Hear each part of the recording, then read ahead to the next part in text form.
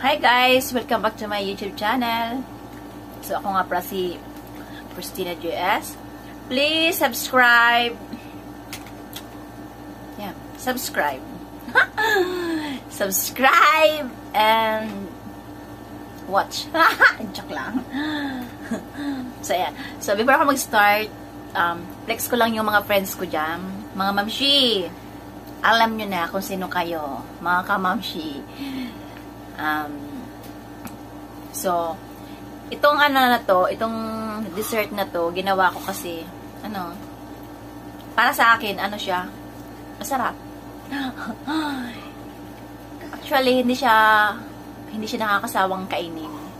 Unlike sa ibang dessert na, masarap lang siya sa una, pero habang tumatagal, parang nauumay ka na. Ang ginawa kong gulaman with sago, kahit paulit-ulit mo siyang kakainin, ayan, hindi ka mauumay kasi hindi siya masyado matamis, din, wala, masarap. Masarap siyang kainin.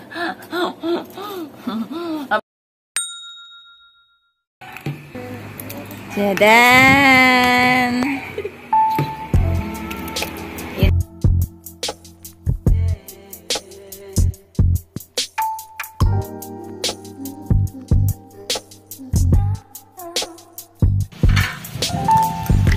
Muna natin ang mga kailangan natin hugasan at itong hawak nito.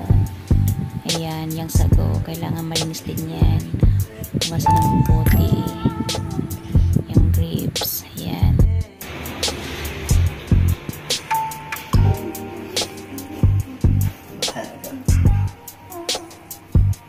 sago, mango, grapes, Mr. Gulaman, Alaska cream densada.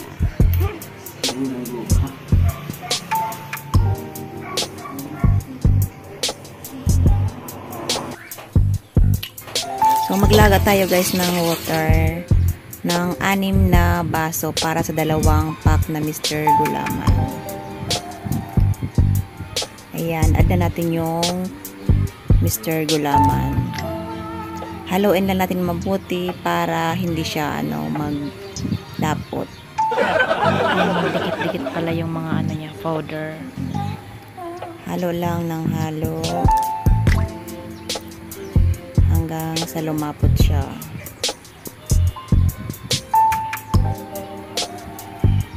Mabilis lang naman to guys.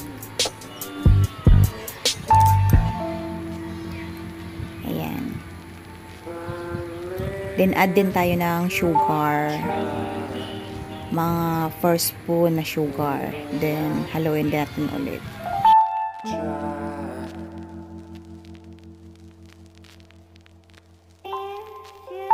Kung papansin nyo siya, ayan, medyo malapot na siya.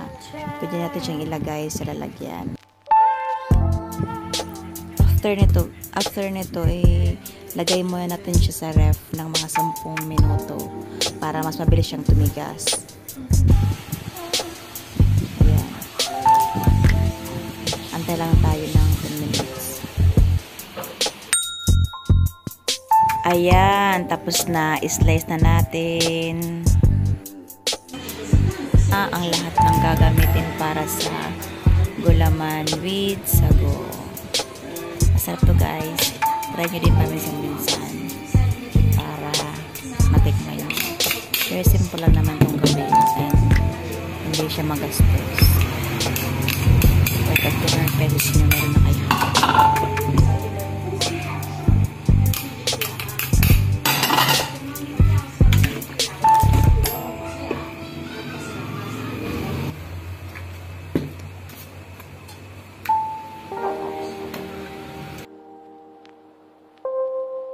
Ito na lahat ang nagawa ko guys. Tingnan nyo. Diba madami naman siya. So try nyo na to. Lagay natin sa ref para mas masarap.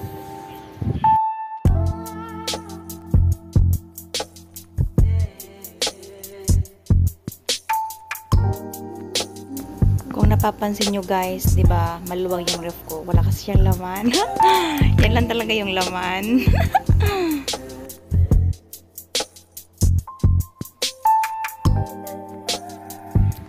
Sa tingin ko kaya katong ubusin ng 2 araw. Kasi favorite ko to eh.